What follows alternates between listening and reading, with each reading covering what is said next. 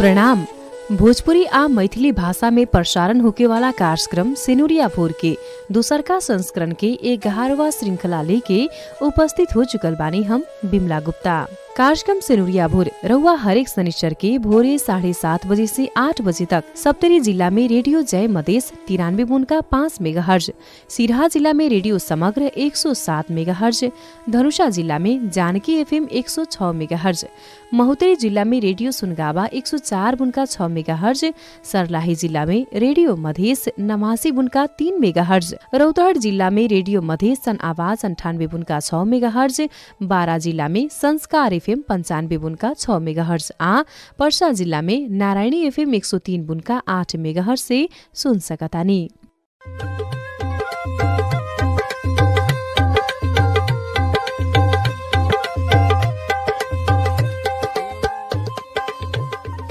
Radio कार्यक्रम सिनुरिया भोर समता foundation के उत्पादन है।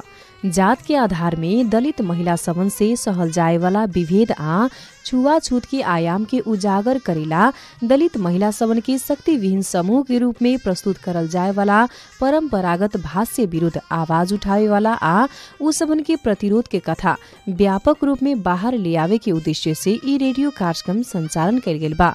खास करके प्रदेश नंबर 2 में रहे वाला दलित महिला सबन के सशक्तिकरण के अभियान में साथ देवे के हमने के अटूट प्रयास रही।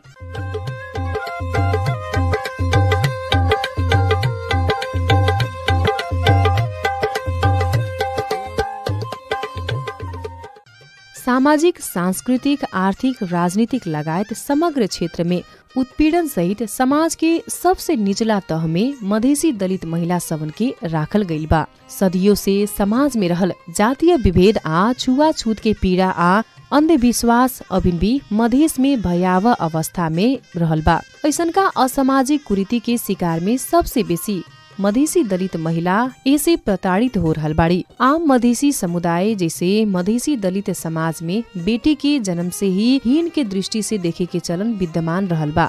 परिवार में 2 से अधिक बेटी जन्मला बाद उ परिवार और भी ज्यादा गरीब होई कह के धारणा अभिनो व्यापक रहल बा।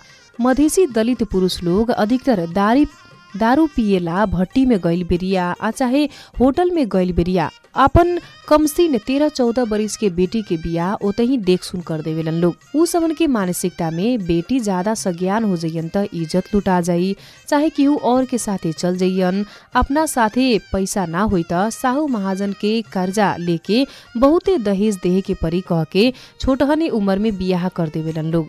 गरीबी, अशिक्षा आ सामाजिक कुरीति के कारण मधेसी दलित महिला सबन की छोटाने उम्र में जे बियाह हो जाला, जेकरा चलते महिला सबन 40-45 बरिस में ही एकदम बुढ़ाइल लखन लौकेली लोग।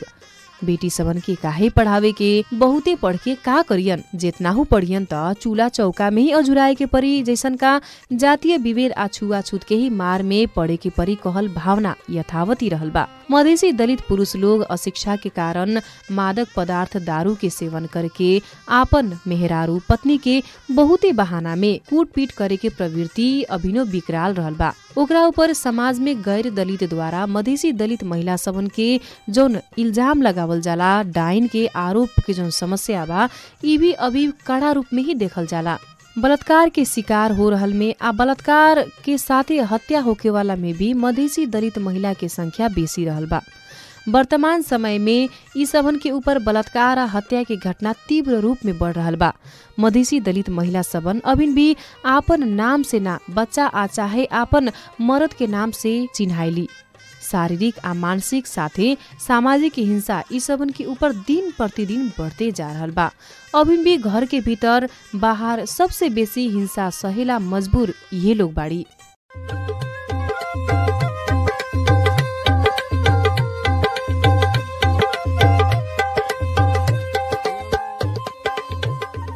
मधेसी दलित महिला सबन के ऊपर जातीय विभेद, छुआछूत आ सामाजिक उत्पीड़न चरम विद्यमान ही रहल बा। मधेसी दलित महिला सबन के मुख्य पेशा दैनिक मजदूरी ही हटे आ उ मजदूरी भी सीजन में होके वाला भइला से अधिकतर समय घर में ही बेरोजगार बैठे के परेला। मधेसी दलित समाज में भी पतोह के देश विदेश में रोजगारी में जाए ना देहल जाला। बाकिर हरेक अनहरिया रात के बाद भोर आवेला। ओही तरी मधेसी दलित समाज में भी अभी बहुते बाधा व्यवधान के बावजूद भी पिछिलका समय कुछ आशा के किरण सब उजागर हो रहल बा। बेटी के भी पढ़ा के आत्मनिर्भर बनावे के सपना मधेस के चमार मुसहर लगायत के दलित समुदाय जात में भी इ सब की चेतना बढ़त जा रहल बाटे। एकर एक उदाहरण बानी सर्लाही जिला लालबंदी नगरपालिका पुनर्वास के निवासी 28 वर्ष के राधा कुमारी पासवान। हमार नाम राधा कुमारी पासवान, लालबंदी नगरपालिका 2, उमेर भेल 28 वर्ष। ई गांव के नाम भेल पुनर्वास।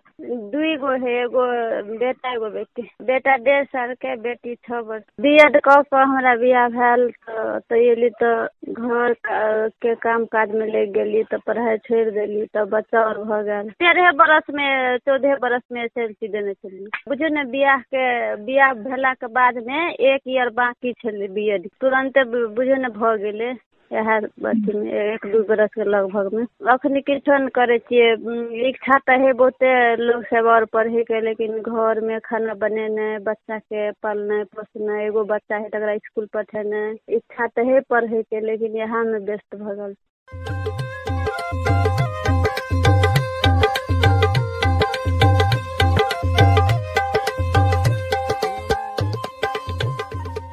सामान्यतः मधेसी दलित महिला सबन के औसत बियाह उमेर 16 बरिस से भी कम रहेला।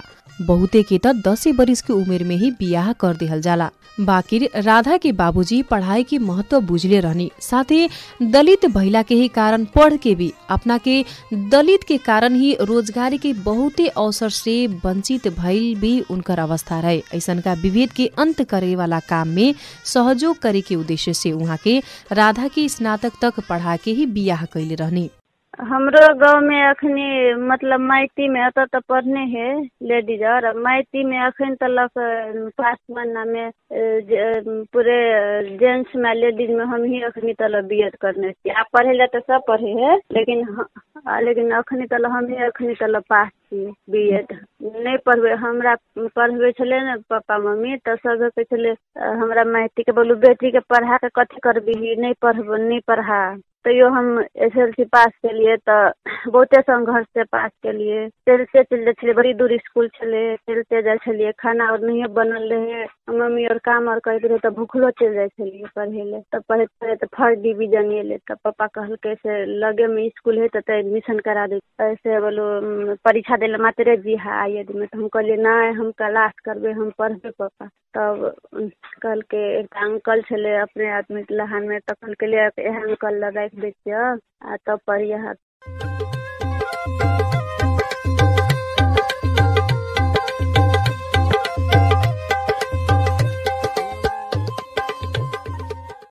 दलित ओपर भी महिला सक्षम ना हो के लिए कहल गैर दलित के मानस पटल में रहल सोचाई के ही अवसर मिलला के बाद राधा चुनौती देवे लगली। शुरू से ही अब्बल रहल उहाँ के 10 कक्षा में फर्स्ट डिवीजन से पास होकल अवसर मिलला बाद दलित महिला भी सक्षम हो के लिए कहल बात के प्रमाणित कर देली। बाकिर विडम्बना आपन क्षमता के साबित कर रहल राधा के आपन पढ़ाई आगे बढ़ावे के क्रम में जात के ही आधार में विभेद आ दुर्व्यवहार के सामना भी करे के पड़ल। लहान में पढ़े ले गलिए तो वो तो मतलब जात संबंधी बहुते छुआछूत करे छले, रूम खोजे ले जाए ना। तो जबकि वो अंकल आंटी चले अपना घर, तब दोसर ठिन रूम खोजे जाए के कहिए पासवान के तो रूम नहीं दे छले। कहे बोलो नहीं पासवान के रूम नहीं देवे, बहुते ठिना रूम खोजिए तो नहीं दे। तब बात में एक रूम भेटले, तब रहलिए। तब ओहो आंटी अंकल सब घर पट्टी सब कहे पासवान जात के रख ले लिए, बेकार रख लिए से, और कहे बोले पाई नहीं चले से, और कहे। तब बाद में हमरो रह लगले तो आंटी सब कहल बोलो के बोलो बड़ ठीक व्यवहार है से। और हम लोग के गाँव और में बड़ छुआछूत करे अखनी तक चलते है माइती में। मतलब घर तक कहीं पहाड़ी एरिया है तो छुआछूत नहीं चले है, मतलब माइती दिशा अखनी तक छुआछूत चलते है बहुत। तकर बाद कथी कहे छै 12 में गेलिए तो पापा कहल के से बियाह करबे से, हमरा टेंशन है जात पप्पो के हमरो पापा सब ओते गरीबे परिवार है, नहीं होते अति खेतो पथार नहीं है बेसी, तो कथी कहे पप्पो के चले से बोलो बियाह के देवे तो टेंशन हट जात। पप्पो पढ़लक आयर तला कोनो कोट आवे छले तो दूसरे जात सब बड़के पहुँच वाला सब रख ले छले, पप्पो के जागे नहीं भेले, जवाने में करलक।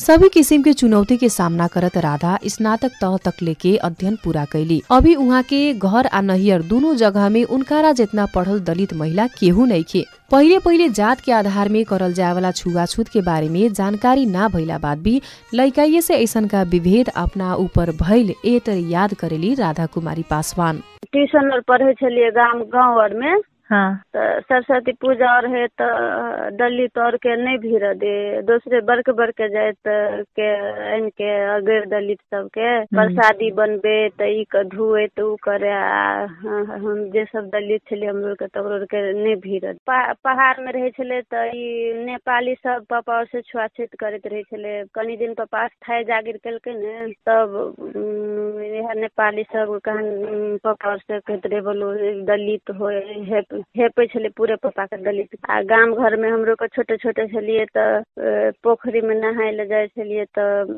अथी कथी के यादव जाति के महिला सब पानी भरे ने चढ़बे तो की कहे अहाँ सब पोखरी में से निकल जाओ तब पानी भरबे तब चढ़बे ले जेबे से और के है। तो तब बच्चा और छलिए तो नहीं बुझे छलिए। तेहन घटना और जना मंदिरे में जाए छलिए साँझ और देले तो ओकरो के साइड में ठाड़ भ जाए छले। आ के छले बोलो अहाँ और के साइड भ जा तब हम मंदिर जेबे से कही। पहले तो डायरेक्टे कह दे छले से कनी साइड भ जा। आब नहीं कह सके छे, मतलब नुका के कर सके लेकिन डायरेक्ट नहीं कह सके। जना हमरा माइती और में भोज भतेर हुए ने तो छुट्टे मतलब दलित के लाइन छुट्टे लगा के खीबे आ गैर दलित के छुट्टे, तो से सब पूरे अथी भेले ने, से सब चलते है अखनी तक। तो बड़े दुख लगत रहे कहिया हटते।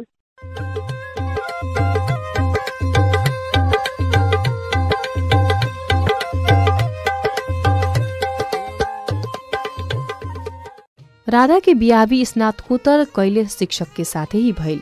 राधा के पति मधेसी दलित में स्नातकोत्तर कैल कमे में से एक रहने।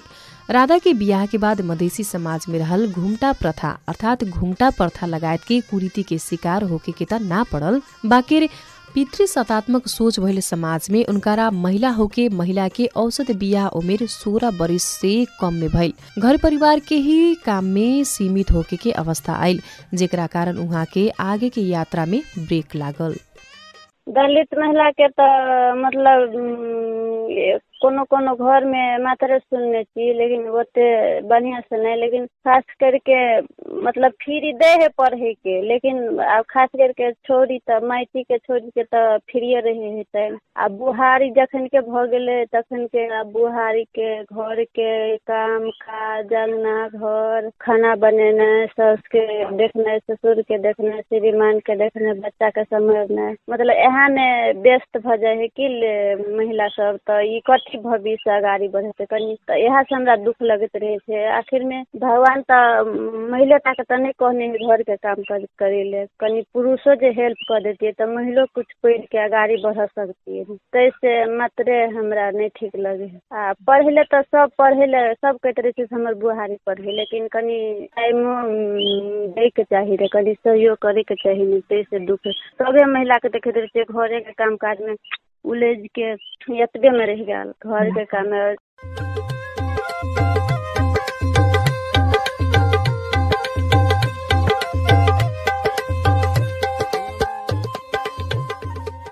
राधा कुमारी पासवान अभी समता फाउंडेशन के साथ जुड़ला के बाद अपना के दलित अधिकार महिला के अधिकार के बारे में बुझल बताविनी। इतना ही ना प्रभावित दलित आ महिला के न्याय दिलावेला भी एगो पथ प्रदर्शक के रूप में बने के अवसर मिलल कह के उहाँ के ऐसे सुनाविनी। पहले मतलब छुआछूत है छले ने पहले छुआछूत होइ छलै तऽ किछो जानकारी नहि छलै से मतलब एते जानकारी छलै से कथी के पुलिस और के कह दे तऽ कनी अथी जेल और भऽ जाए दंड और है, लेकिन एते नहीं अथी छलै से हाँ से पूरे समता फाउंडेशन से एते मतलब पूरे महिला हिंसा के छुआत के विरोधी है तते बात नहीं एते जानकारी छलै, लेकिन एहिमे आबि के सबके देखलिए ने बहुते मतलब बहुते शहर में हमर के यहाँ संबंधित बहुते मतलब बहुते खुशी लगल कि हाँ वास्तव में ई महिला हिंसा छुआछूत हटबै ले एते आदमी कोशिश करे छै तऽ और खुशी लगल और कनी ठोस अथी भऽ गेलै अपनो शक्ति एले से हाँ वास्तव में हट सके सबको मिलके उजरी देने है मैम सब सबे देखा देने है उजरी और लिख के अथी बुझबे पड़ते जे दोषी है तकरो के नाम सबके तब अथी सोच नहीं होते तो नंबरो देने है। अपना समुदाय में पूरे गरीब है पूरे किछो के उपाय नहीं है तकर के सहयोग मतलब जना अथी लॉकडाउन भेल छलै तऽ पूरे गरीब आदमी के पूरे काम करे वाला आदमी के खाए पिए वाला नहीं छले तब हमर श्रीमान और 3-4 कोई चंदा लगा के पैसा झाड़ के सबके राहत बांटलिए करीब 25-30 कोई के खाए नहीं छले तो लॉकडाउन में।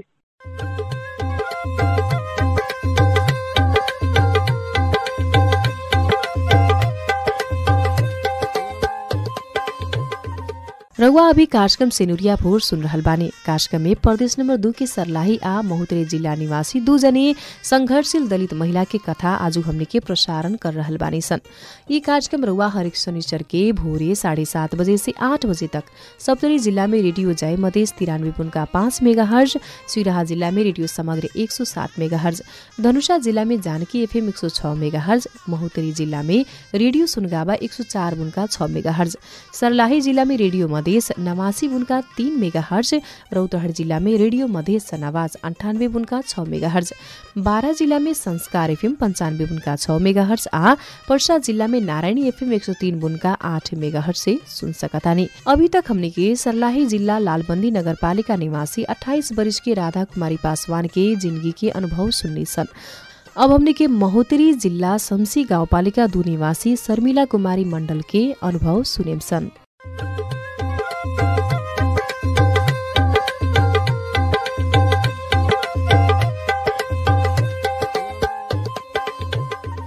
राधा कुमारी पासवान जैसन महोत्तरी जिला शमसी गाउँपालिका 2 निवासी शर्मिला कुमारी मण्डल के भोगाई अनुभव भी प्रेरणादायी रहल बा। 18 वर्ष के उम्र में धनुषा के कुर्था से बियाह करके शमसी वहाँ के आ पहुँचने।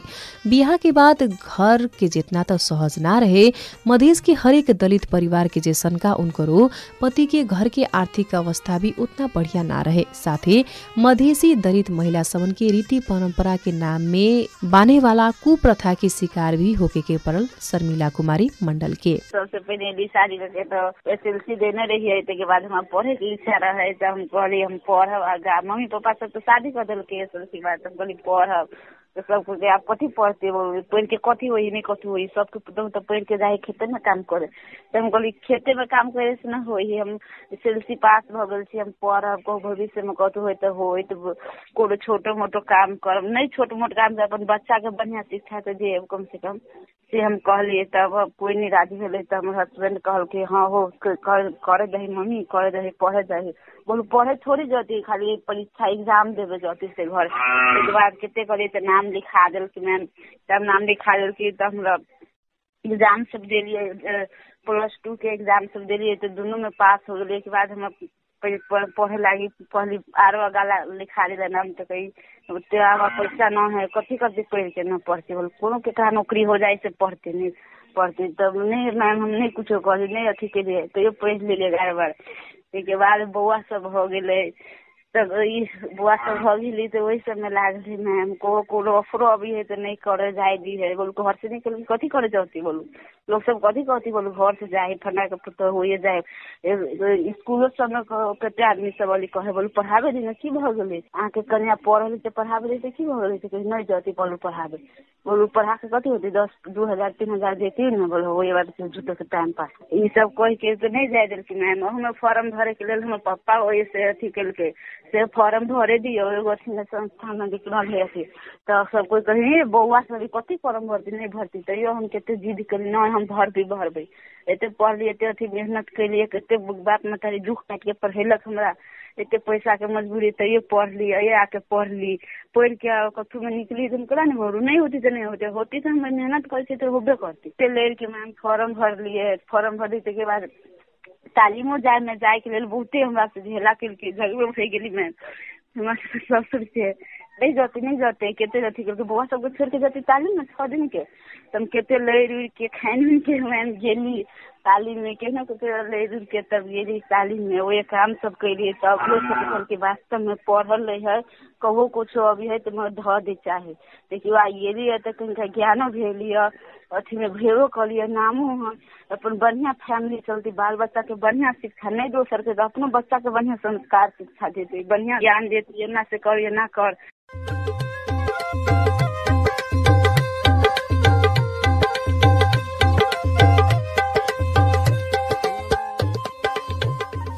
शर्मिला के बियाह के बाद घर के बाहर निकले के अनुमति ना रहे जेकरा कारण अपन पढ़ाई भी आगे बढ़ावेला दृढ़ शर्मिला के जिदी करके कक्षा 11 में तो वहाँ के भरना भइनी बाकी कैंपस जाए के ना मिलल। वहाँ के घर से ही अध्ययन पूरा कैनी बाकी परीक्षा देवे जाएला भी परिवार आ समाज के कड़ा वचन उनकरा सुने के पड़ल। खाली परीक्षा देवे गेली पढ़े जाए के लिए नहीं जाए खाली एग्जाम देवे वो हमार बउआ रहे 8-9 महीना के तो कहीं नहीं देती हम लड़की के हम बोली इतने पैसा हम लगा के फॉर्म अथी नाम लिखेली फॉर्म सरम भरली हम परीक्षा देवी ना जिद कैली तो हम दे देवी घरों के काम काज से प्लस नहीं जाए रही दलित महिला के जब ये घर से निकल तो बहुत फना के पुतो तो वही जाए चिना के पुतो वही जाए बहुत हिंसा करे लगी वहू के वजह से नहीं जाए देने के सौरो मैम से बतिया लेती नहीं तो गलत चले फना के पुतो तो मोबाइल लेने हैं ये ना बतिया बहुत गलत सलत से घर से मतलब बेसी काम उनके लिए नहीं जाएगी सर सबसे कहूँ बात कर तो फकत वही घटती बोल केकरा से बतिया बोले हस्बैंड घर ही है बोली केकरा से बतियाए से सोच के गलत निकली है ना करी तो अपना पढ़े तो 50 गो के नंबर रखने से सोच ली मैम दलित महिला के हिंसा बहुते करी मैम और ये बहुते पिछड़ल एरिया है मैम।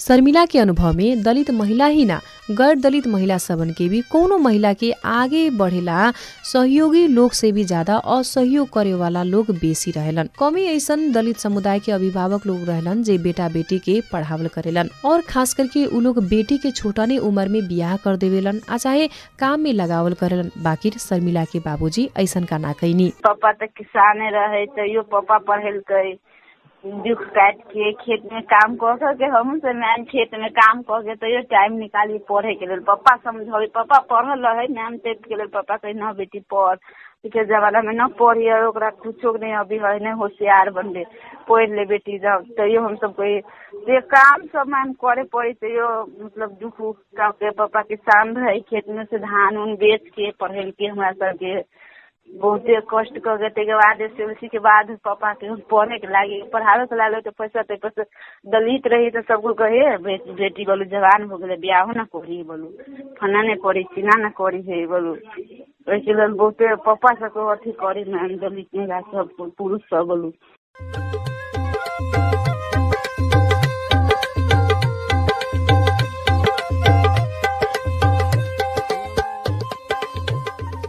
दलित महिला भइला के कारण उनकारा बहुते विभेद आ कुप्रथा सहे के पड़ल। साथै दलित भइला के ही कारण उनकारा शिक्षित वर्ग से भी विभेद सहे के पड़ल। दलित भइला के ही कारण उनकारा सरकार के ओरिया से मिलल जाए वाला बहुते काम सब सहज रूप में उनकारा मिले में मुश्किल बा।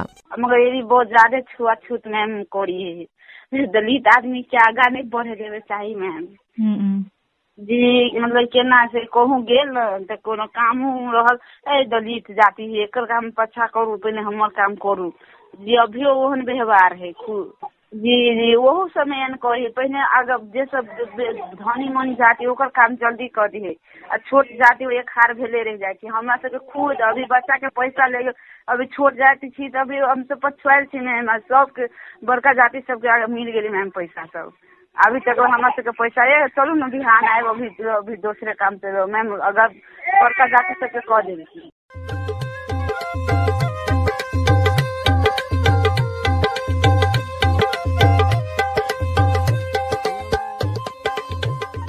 शर्मिला के आजकल तनी घर में सहज भइल बा। समता फाउंडेशन के साथे जुड़ला बाद उनकरा दलित आ महिला अधिकार के बारे में जानकारी हासिल भइल आ ओकरा बाद आपन परिवार के समझावत बुझावत गइला बाद पिछिलका समय उनकर परिवार के व्यवहार में भी सुधार आइल बा। तो वो गेली तो तालीम समझे अपना फैमिली सबके समझेलिए एना से ना है बात हमारे सबके तालीम एना करे से ना होई है तो केस मुद्दा दे दी तब सब कोई सब फैमिलियो सब समझलक तब मैम अब कतौ मैम सब कहलक आबे लागी तब कहली तो जाय जे है अभी तो पहले नहीं जाय दी छलिए कथी करती बोलू एना करती नहीं जाय दी छली और अब हमर फैमिलियो सब बुझे लगे हस्बैंडो सब बुझी है टाइम दे है वैसे मैम सब चित्र पठबी है तो बनबे लागी ओइ के लेल नहीं रोकी है बनाओ बोलू बनौती तो बोलू कोनो काम बढ़िया करी नहीं तो बोलू बनाओ टाइम दे है नहीं तो कि आदमी दूसरे के घर के काम करू कथी बनबी छी झूठो के फालतू सामान सब घर के काम करी के ये मैम हम टाइम मिला के काम सब करी छे घरों पर काम करी छे मैम से पठबी वो सब काम करी छी मैम ससुर रहे चले जब में से दारू पी के नहीं करे जहिया से हम वैसे न ठीक करिए जहिया से हम बहुते समझावी दे छी एना न करे को ये संस्कार बच्चा पर पड़ते हमरा पर पड़ते सब पर पड़ते उहे भाषा ओहने होते वो बात के समझलक है मैम अभी बहुते सुधार है मैम तो साफे बहुते कथी छली है।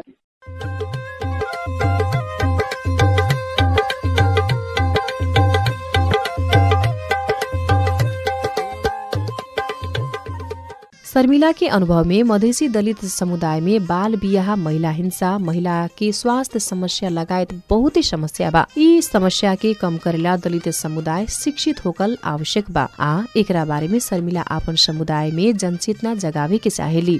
मधेसी दलित समुदाय में रहल बाल बियाह कुरीति प्रथा महिला सबन के और भी ज्यादा दाबते ले गइल बा। बाकिर ई भौरी से निकले के खातिर महिला के शिक्षित बनावे के अपरिहार्य रहल आजू के श्रृंखला में हमने के प्रसारण कैले दू जने युवा सद्भावना दूत के कथा से जरूर निष्कर्ष में पहुंचल बानी सन। बहुते मतलब पिछली मैम पढ़बी है 8-9 तक मात्रे पढ़ी मैम आ बेसी खेत के काम सब में लगबी है सब लड़की सब यहाँ के काम करत खेत ला पत्ता उता सब मैम बाहर के काम करी खाना बनबी है आ एगो आदमी जब शिक्षित जेकरा घर में खाए के अवस्था में मैम ओकरा घर में 4 गो 5 गो बहुते बच्चा सब है उहे से अब हम सोचित रहे कते खाना के व्यवस्था नहीं हम कितने बच्चा आ नहीं पढ़ी मैम 7-8-9 में पढ़े लग 16-17 बरस में शादी कर दी मैम बहुते ये अशिक्षित है।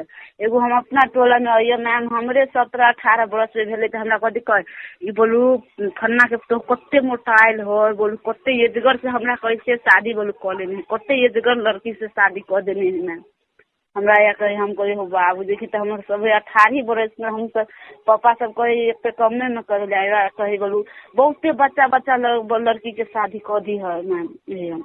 जी मैम हम सोचे छी सबके कहे से ये ना बाल विवाह न करियो की भगले कहीं के पैसा वो पैसा से दारू पानी पी वे पैसा से आज दूध प्याज रखे तो सब बच्चा पढ़ी आज सब के कम से कम कहीं को ज्ञान से तो उसको अपने समझे लगती थे तो उसको अपने बहुत ज्ञान हो जाते जब कहीं को पढ़ लिख लेते तो बुद्धि ज्ञान हो जाते एना से एना न करे वो अपनो फैमिली के समझौती पापा मम्मी एना न करू एना से एना हो जब शिक्षा मिलती तो वो ज्ञान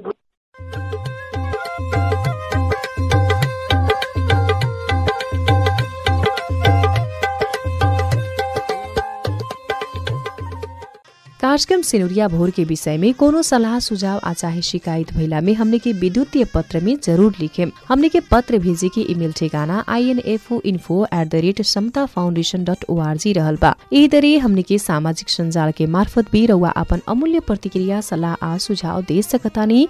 रेडियो कार्यक्रम सिनुरिया भोर foundation for a just society के सहयोग में समता फाउंडेशन राइजिंग मीडिया के साथे सहकारी में उत्पादन कैले बा। कार्यक्रम सिनुरिया भोर के आजू के समय यह विषय वस्तु के साथे ओरिया चुकल बा। अगिलका सप्ताह फिर से यह समय पर उपस्थित होकबे करेम सन। आजू के खातिर कार्यक्रम उत्पादन टोली सहित हम बिमला गुप्ता भी आज्ञा चाहतानी। राउर सप्ताह स्वस्थ आ सुखमय बीतो। प्रणाम।